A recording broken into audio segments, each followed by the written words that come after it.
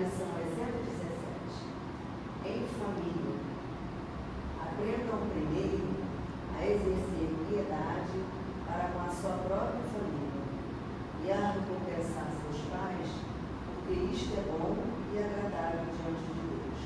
Está em Paulo, na carta de Timóteo, capítulo 5, versículo 4. A luta em família é problema fundamental da redenção do homem na terra. Como seremos benfeitores de 100 ou 1000 pessoas se ainda não aprendemos a servir 5 ou 10 criaturas? Esta é a indagação lógica que se estende a todos os discípulos sinceros do cristianismo. Bom pregador e mau servidor são dois tipos que se não coadunam. O apóstolo aconselha o exercício da piedade no centro das atividades domésticas. Entretanto, não alude à piedade que chora sem coragem ante os enigmas aflitivos, mas aquela que conhece as zonas nevrálgicas da casa e se esforça por eliminá-las, aguardando a decisão divina a seu tempo.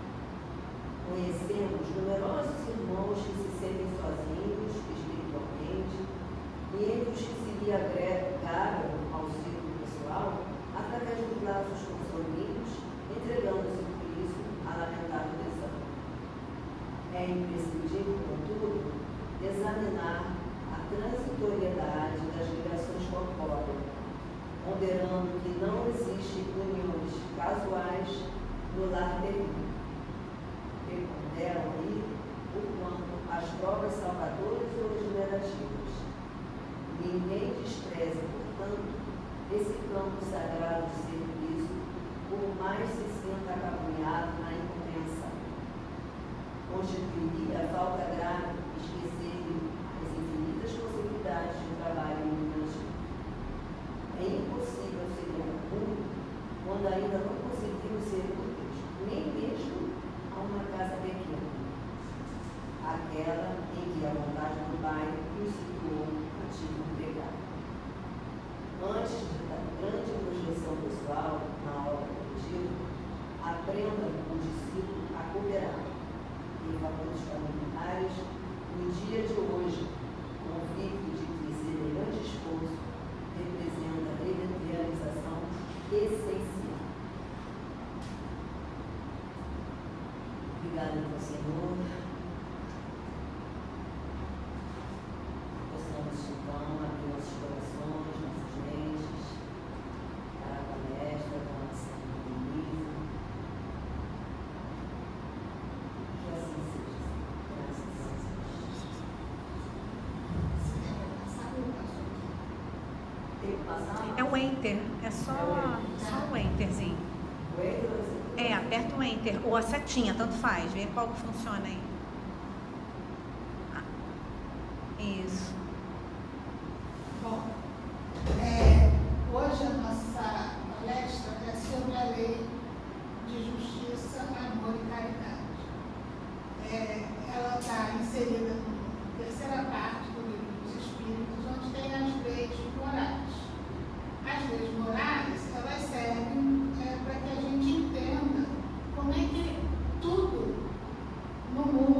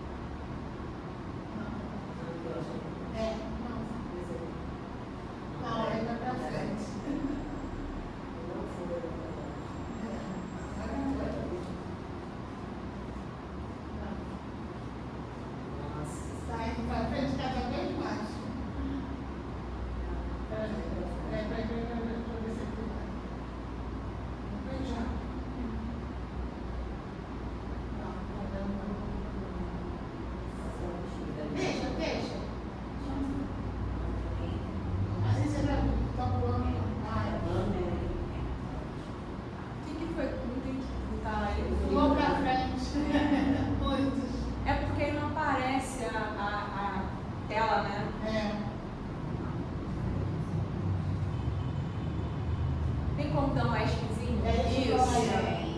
Aí volta lá pro início. Isso, agora sim. Vamos de novo. Isso. Então, aqui como eu falei, na terceira parte do livro dos Espíritos, na questão 873 a 891, e também peguei algumas partes de outros livros, que é o Pensamento e Vida, do Chico Xavier, do Espírito Emmanuel, o Código do Monte, que fala sobre as bem-aventuranças, eu peguei a parte dos bem-aventurados e os perseguidos por causa da justiça. E também peguei o livro As Leis Morais na Atualidade, que é do Cristiano Torchi, que é da FEB também, muito bom esse livro. Então, por que eu estou dando tudo isso? Porque está misturado. Então, se vocês quiserem saber em algum lugar, são essas três fotografias aqui, da lei da justiça, amor e caridade do livro dos Espíritos. É isso que eu queria falar.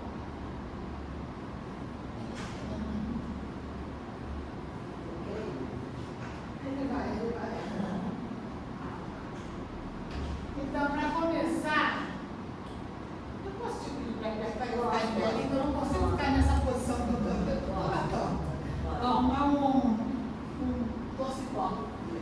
Então, diz ali, o amor e a caridade são complementos da lei de justiça, pois amar o próximo é fazer-lhe todo o bem que nos seja possível e que desejaríamos que nos fosse feito. E por que eu botei aquela setinha retornando? Porque quando a gente faz ao próximo todo o amor que a gente gostaria que fizesse a gente está praticando a lei do amor e da caridade. Eu estou dando tudo que eu posso ao outro que eu gostaria de receber. E ao mesmo tempo eu estou sendo justa. Porque se eu dou mais do que eu posso para o outro, eu estou sendo injusta. E se eu não vejo o outro como meu semelhante, como meu igual, eu também estou agindo de forma injusta. Então é uma lei redonda. Ela faz, vamos dizer, uma ligação de uma coisa com a outra. A justiça, o amor e a caridade, elas se permeiam o tempo todo, uma unindo a outra. Vamos para o próximo.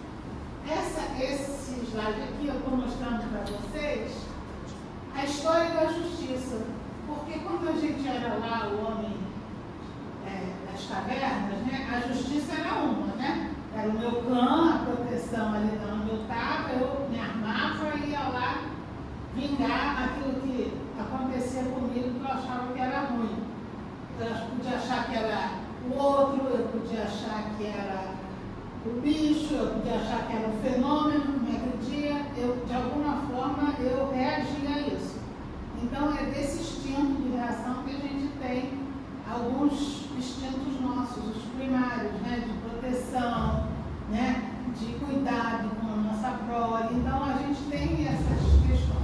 Mas a gente foi evoluindo e passamos por várias fases, né? Até a fase dos milhões com menos cristãos, né? A gente sabe dessa fase que foi terrível, da fase também das cruzadas, que foram fases também bastante difíceis para a gente. E hoje em dia a gente está já com a justiça, estou falando da justiça dos homens, né? Um pouco mais caminhando para a justiça de Deus. E por que eu estou falando isso? Porque lá também no livro dos Espíritos diz assim: os povos cujas leis se harmonizam com as leis eternas do Criador viverão e servirão de farol um para os outros povos. Então, a gente aprende a justiça a partir dos povos anteriores a nós. E assim nós seremos para os próximos. Aí os Espíritos falam: quando reinar a justiça verdadeira em nossos corações, não haverá mais necessidade de tribunais na terra, porque aí seremos juízes de nós mesmos. Então, a nossa consciência será o suficiente para a gente fazer a justiça. Então, haverá justiça para todos. Faltou um alizinho. Então, isso é o que os Espíritos falam para a gente como o caminho da nossa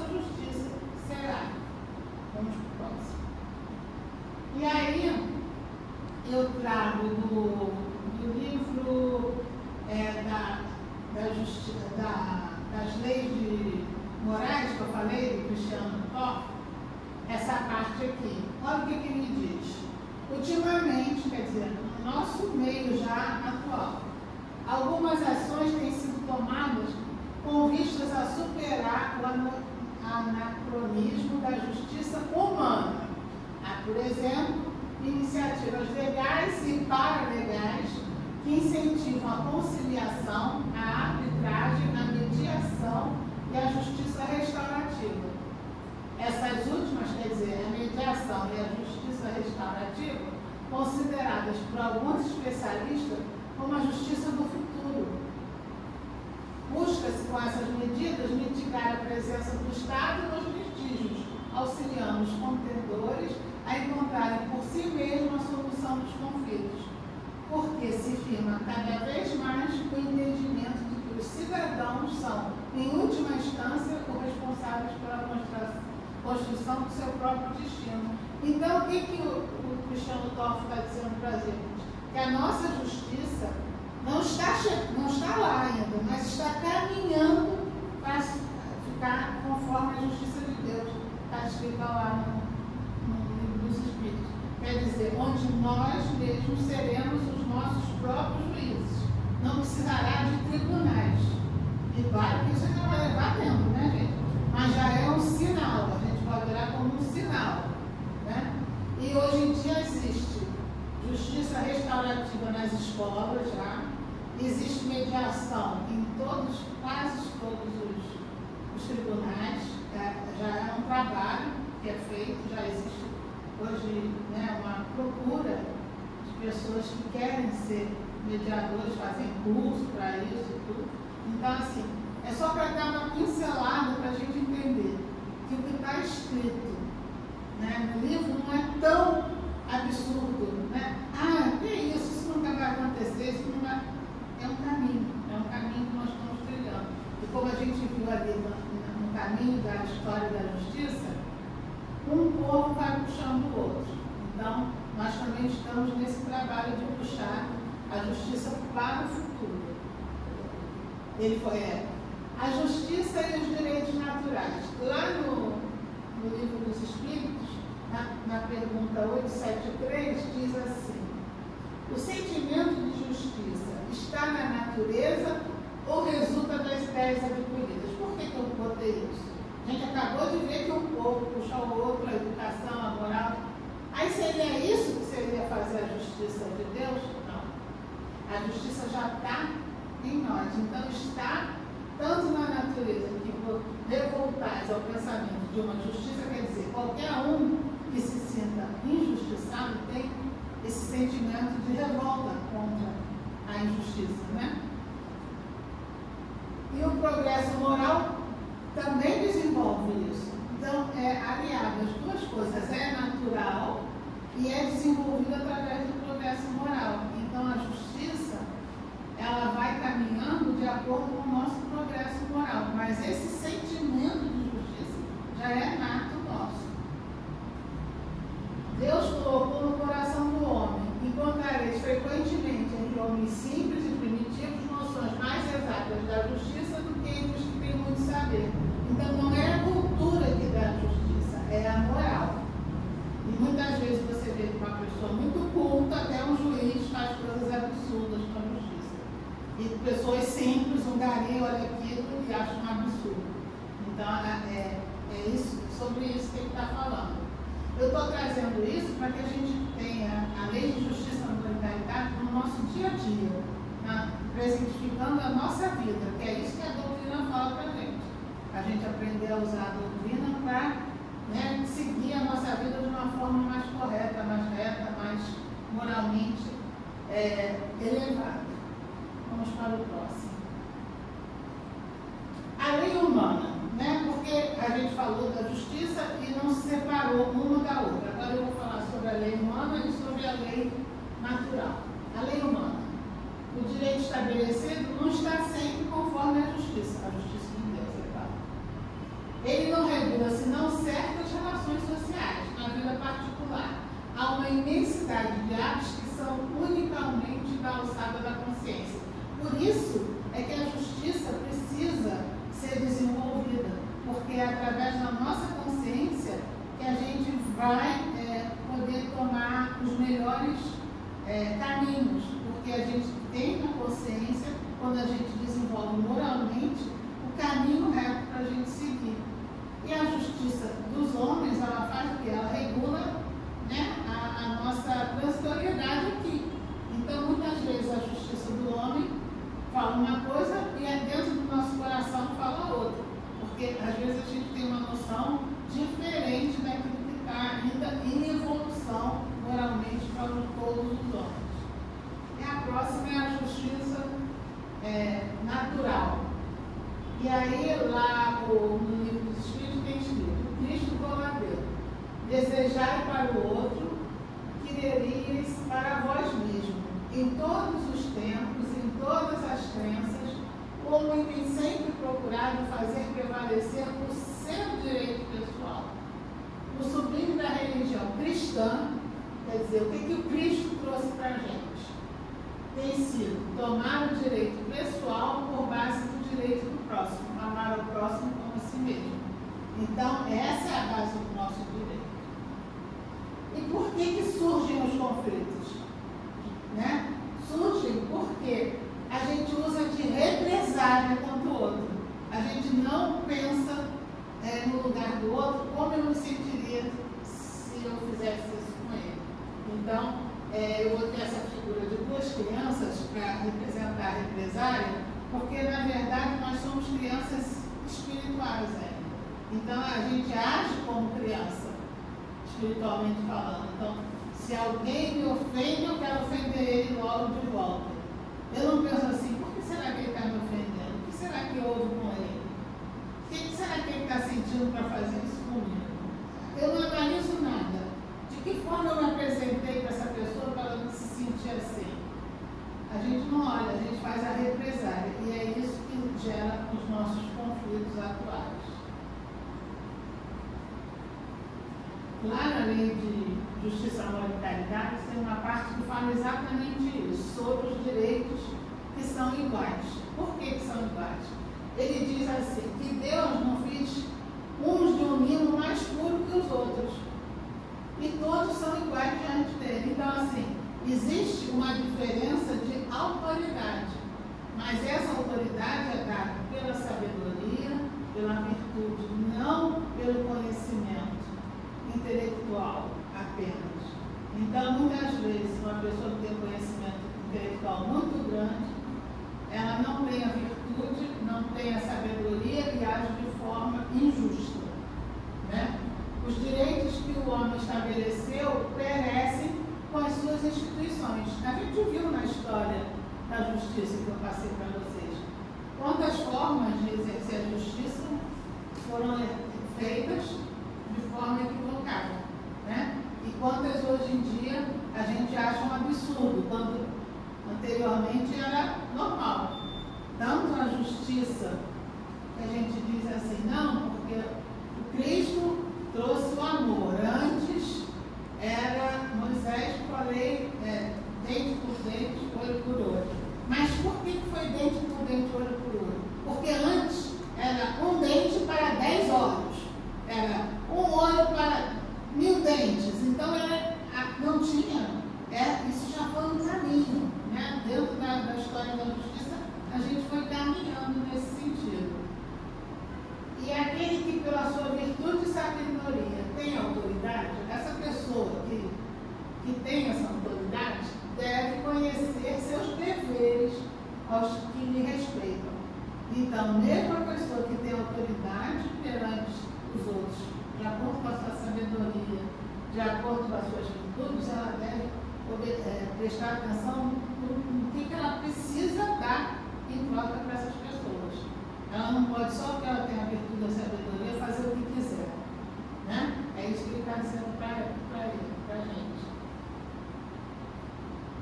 E aí ele fala que a autoridade é dada pela sabedoria, de como responder, como agir, como fazer para ser justo.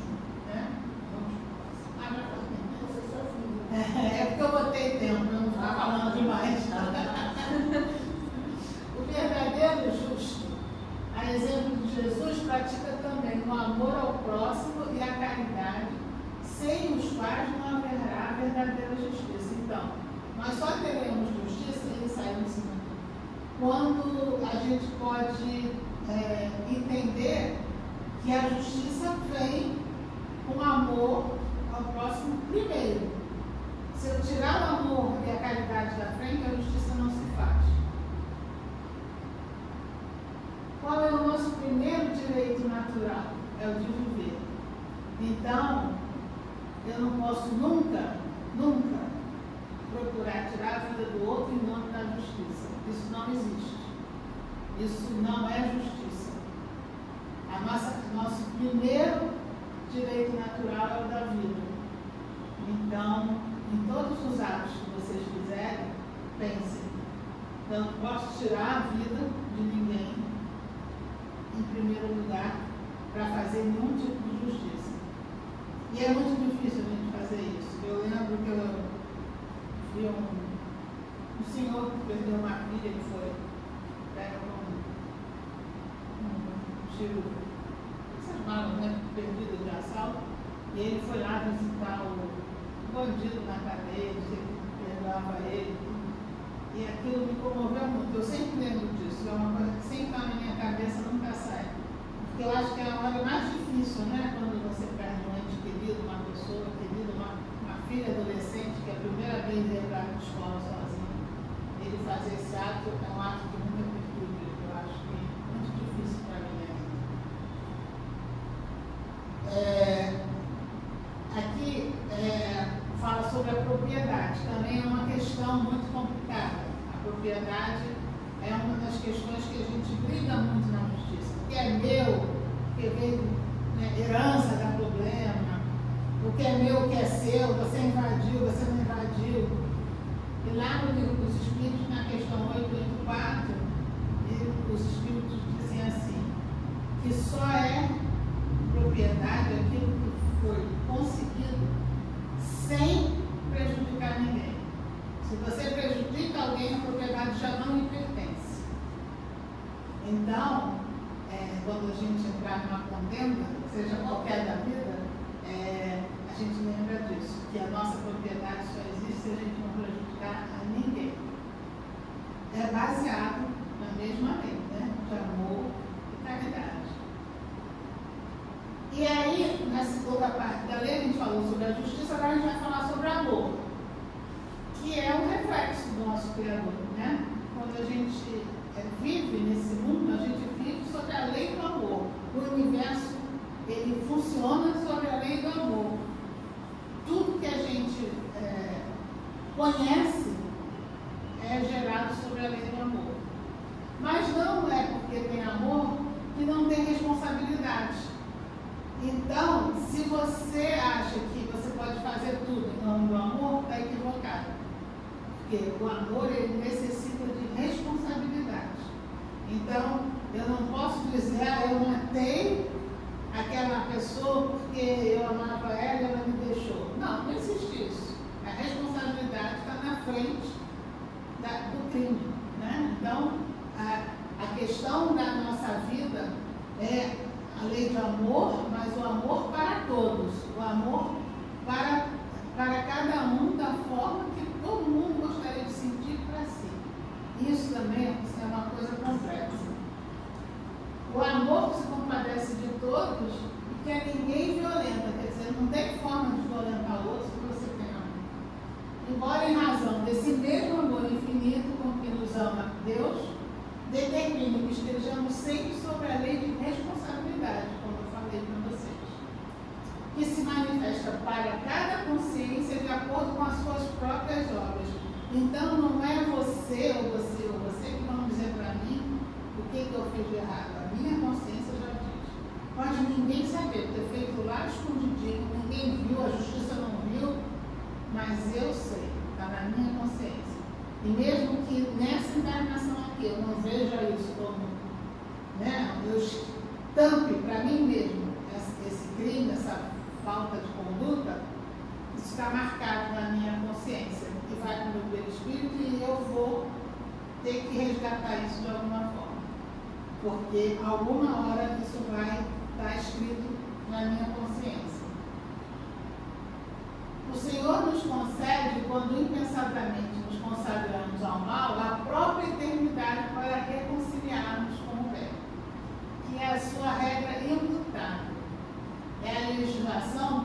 Deus instituída. Que cada espírito reflita livremente aquilo que mais ame, transformando-se aqui e ali na luz ou na treva, na alegria ou na dor, a que empenha o coração. Por isso que a gente diz, onde está seu coração, está a sua vida. Porque se você se empenha a fazer ao mal a alguém, é ali que está seu coração. É ali que está a forma que você deveria amar as pessoas erroneamente situada. Então, a gente faz as escolhas, mas as escolhas também fazem a gente.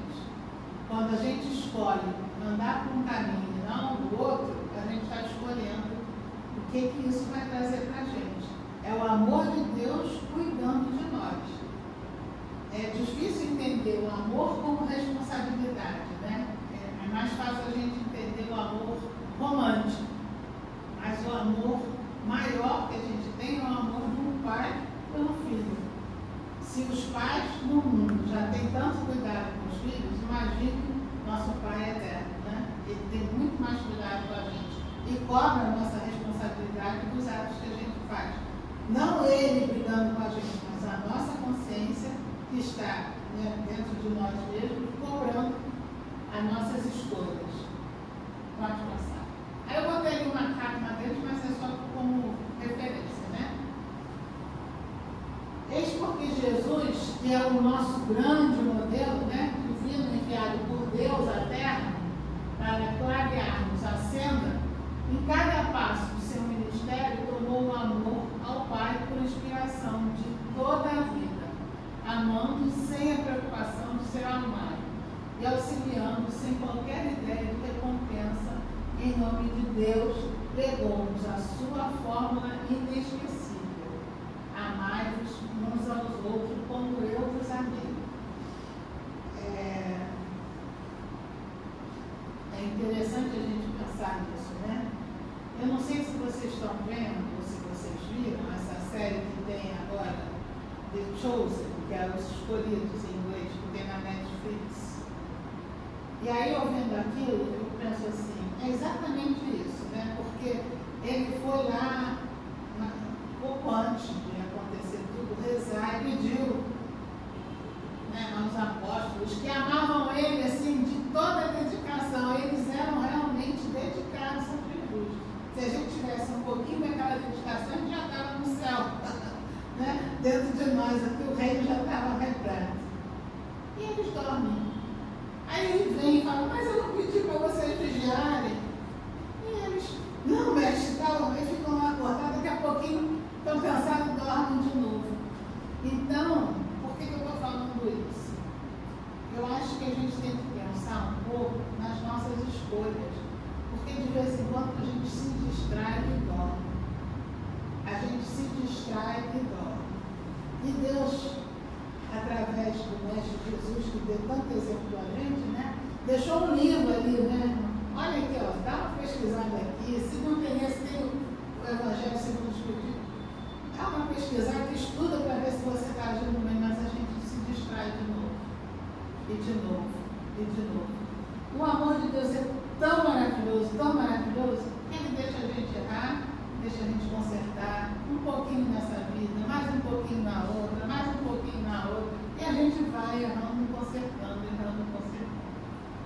Mas quantas vezes Jesus convida a gente para fazer alguma coisa bacana na nossa vida, fazer um trabalho voluntário, fazer um trabalho, né, do bem, seja ele qual for, e a gente se distrai. Eu vou falar por mim. Hoje mesmo quase que eu perdi a hora aqui, não foi? E não foi porque eu não estava fazendo nada assim, é porque eu estava, né, distraída. Fui tomar banho, fui ver a minha mãe, fui não sei o quê. Aí quando eu saio para a porta, está no engarrafamento. Eu não podia prever que eu não deveria sair na hora certa, e sim um pouco antes para pegar, se tivesse engarrafamento. Então, é assim, a gente vive distraído. Então, é sempre bom, é uma fórmula que eu aprendi, é a gente, tudo que vai fazer, é levar nosso pensamento a Deus e pedir, olha, Deus, eu vou lá fazer a palestra, me ajuda? Porque quando a gente faz uma coisa assim, a gente se se intenciona, Deus, a gente evita cometer mais erros. Porque a gente está em conexão com Deus, então a gente fica meio envergonhado de fazer o erro. Né? A gente pensa assim, poxa, eu precisava sair mais cedo para não pegar esse engarrafamento. Mas aí eu consegui mandar mensagem para ela e tal, e consegui chegar 4 minutos só atrasada. Mas eu acho que é assim, na vida, a gente tem que ter cuidado com as nossas atitudes para a gente saber o que está fazendo. Continuando, na lei a gente vai para a caridade, que é a lei de justiça, amor e caridade. Caridade, segundo o Livro dos Espíritos, é o famoso BIP, né? Benevolência para todos, indulgência para as imperfeições dos outros e perdão das ofensas. Benevolências para todos, por quê? Porque a gente precisa da benevolência dos outros. Se eu não sou benevolente com o outro, eu também não recebo a benevolência do outro.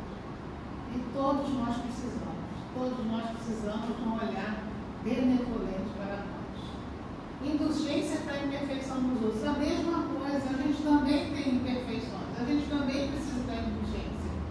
Né? Quantas vezes eu, assim, jovem, sendo mãe da minha filha, pequenininha, falava uma coisa para ela e ela retrucava para mim alguma coisa que eu tinha feito de errado. Então, assim, olha só como a gente, de uma criança, a gente leva bronca, sem querer, porque a gente comete pequenos erros, né? Então, a gente precisa dessa indulgência. E o perdão das ofensas, porque a gente ofende todo mundo também, sem nem perceber. Muitas vezes a gente fala uma questão, uma palavra, alguma coisa e ofende o outro, mas não é porque a gente queira, é porque a gente não tinha aquela intenção, mas dentro da compreensão do outro, aquilo é ofensivo. Então a gente precisa sempre também de perdoar as ofensas, porque a gente também ofende as pessoas. Continuando falando sobre a caridade, eu também gosto muito dessa frase, que caridade é amor em ação. É onde você pega o seu amor e bota em ação. E aí, eu acho que esse é no livro do Sermão do Monte. O indivíduo maduro espiritualmente parte para a ação, não se contenta apenas com seu trabalho de desenvolvimento interior, mas necessita compartilhar e auxiliar. Mas é necessário encontrar-se consigo mesmo para logo após seguir em direção ao seu próximo. Porém, somente através da caridade é que revela toda a sua potencialidade. Então, o que ele está falando para a gente aqui? Quando a gente busca fazer aquela mudança interior para se melhorar, é nesse caminho de evolução que a gente está trilhando para a nossa ascensão espiritual.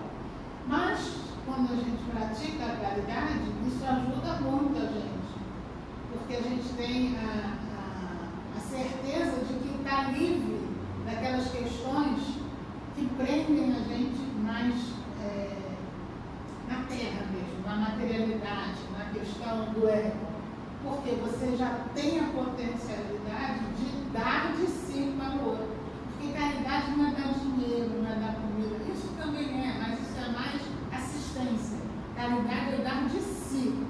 Então, aqui, quando você dá de você para o outro, de verdade, você pode abrir seu coração para o outro, você não tem reservas, porque você já se conhece, você já sabe quem é, o outro vai pensar em você, já não é tão importante, porque você já se conhece. Então, a questão da caridade, ela parte disso, da gente se autoconhecer, se autoburilar, se melhorar para poder se dar ao outro.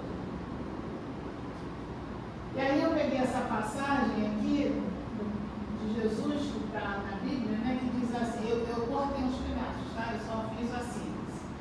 Pois tive fome e deste-me comer, tive sede e me deste-me beber. Era estrangeiro e me acolheste, nu me vestiste, enfermo me visitaste, na prisão e vieste a mim. Aí os apóstolos perguntam para ele, quando te vimos estrangeiro, eu vos digo que na medida que fizeste a um desses meus irmãos mais pequeninos, a mim o fizeste. Então, o que Jesus fala, os apóstolos, ele fala para nós, que nós somos também seguidores como os apóstolos, é que cada vez que a gente se abre para o outro, a gente está fazendo isso também com o Mestre Jesus. Porque ele é o nosso governador, ele veio nos ensinar tudo que a gente aprende. Então, quando a gente abre o coração para o próximo, a gente está abrindo o coração a Jesus. E aí, lá no livro, o autor fala que a beleza do ensinamento de Jesus se amplia quando diz que ao fazermos o bem para os pequeninos, é a ele que fazemos.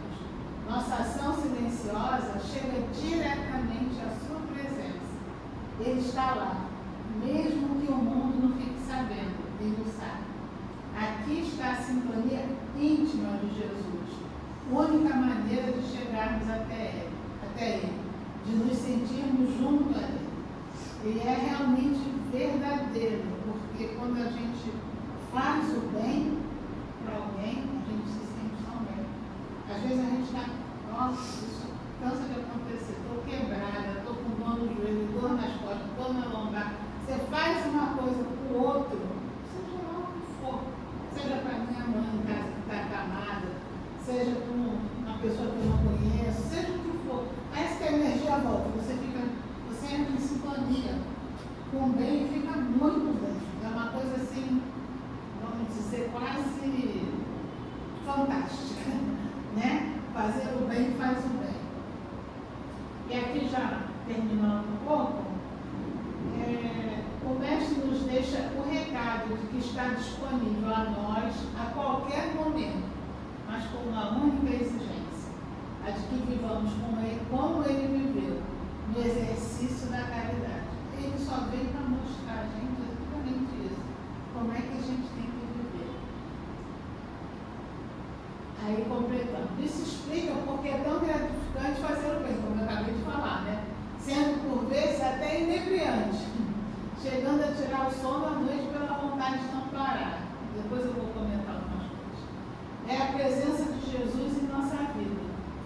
Na caridade temos a chegada ao topo do monte da evolução moral, na grande escalada em busca da conquista das virtudes. Quando a gente consegue praticar a caridade verdadeira, totalmente desprendida de ego, de reconhecimento, de ganhos, porque muitas vezes, eu quero meus bônus olhos, né? Tem uma época que isso era moda, né? Bônus olhos, não sei o que, quando apareceu o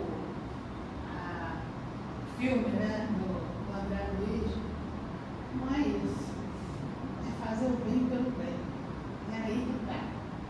E aí o autor diz, a caridade é paciente, ter paciência para fazer caridade é uma coisa bem importante. É branda e benfazeja, não é invejosa. Não é porque ela fez e todo mundo está achando bacana que eu vou fazer também. Não é temerária nem precipitada, né? Nem morre de medo para ajudar aquela pessoa que está ali necessitada, nem também abre a bolsa, joga tudo e fica sem nada e vai ficar na rua sem ter o que comer. Não é uma coisa nenhuma. Não se enche de orgulho e não é desdenhosa. São dois lugares que a gente oscila muito. Não cuida de seus interesses, mas do interesse do outro. Primeiro é o interesse do outro. E apagou. Não gasta. Você gasta. O que é? Só voltar, apertar a setinha, isso. Aí clica com o mouse. Aí. Nesse campo. Eu leio. Ixi, Não, você abriu uma. quando está marcado esse, chega no documento.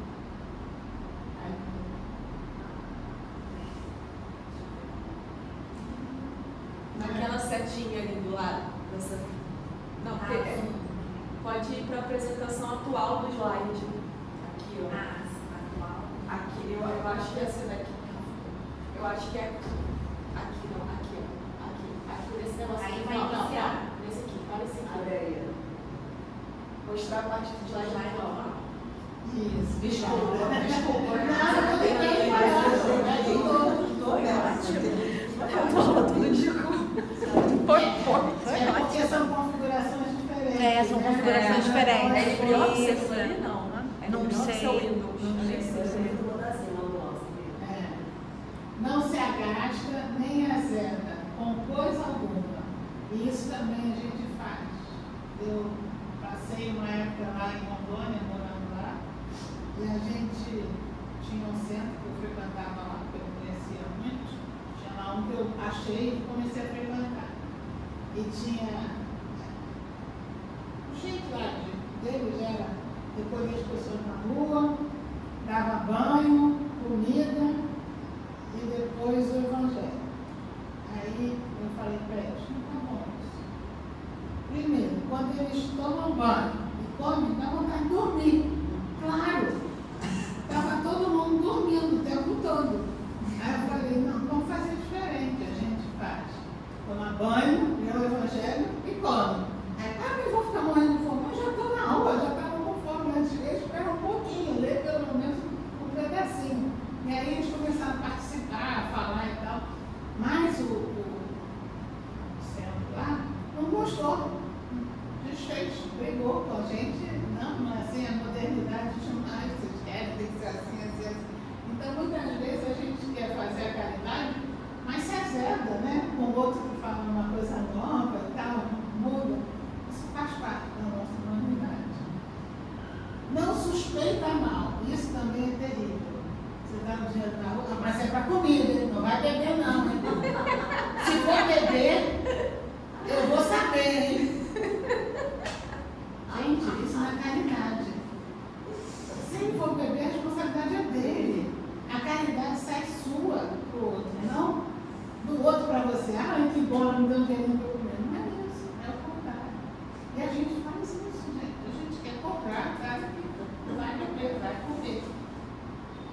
Não se rejubila com a injustiça, mas se rejubila com o amor. Eu votei no fulano de tal. O fulano de tal, o povo foi perfeito, agora foi preso. Agora está pagando o que fez. Agora tá. Isso é justiça, gente. Isso não é justiça. Isso é injustiça. Porque a justiça é de Deus. Se ele foi preso, ele não foi. Isso ele está pagando pelos erros dele. Eu posso rezar por ele e pedir que Deus dê compreensão para ele, para que ele possa viver de forma melhor, para que ele não cometa mais. Mas eu nunca vou vibrar com o mal. Porque ele está passando por uma dor, não tem jeito. Se é merecida, se não é, quem sou eu para dizer? Sei lá como é que foi a outra encarnação dele, sei lá como é que está sendo essa, eu não sei, eu não tenho esse conhecimento, ninguém sabe tudo. Então, a justiça, o amor e a caridade, elas fazem, como eu falei, um grande elo, uma e a outra. Então, quando você pensar em fazer justiça, pensa assim, eu estou sendo amorosa, eu estou sendo caridosa. Se está acontecendo isso, está sendo justo. Se não está, dá um passo atrás e pensa de novo. Porque mais vale a gente não fazer, né, nada de errado do que fazer algo achando que está certo e tudo errado. Então, preste atenção, vê, pensa bem, estou sendo amorosa, estou sendo caridosa. Então acho que isso é justo, acho que, né, é bom. E isso serve para tudo, né? Serve para a nossa vida, para a nossa conduta no trabalho, na casa espírita, na educação dos nossos filhos. Todo tempo a gente pode levar essa lei no nosso coração que faz com que a gente viva de uma forma mais equilibrada, mais serena, mais amorosa, né? Pelo menos nesse mundo tão conturbado que a gente ainda acho que eu trouxe aqui uma ideia do que eu queria dar. Eu sempre gosto de ver a doutrina dentro da nossa vida.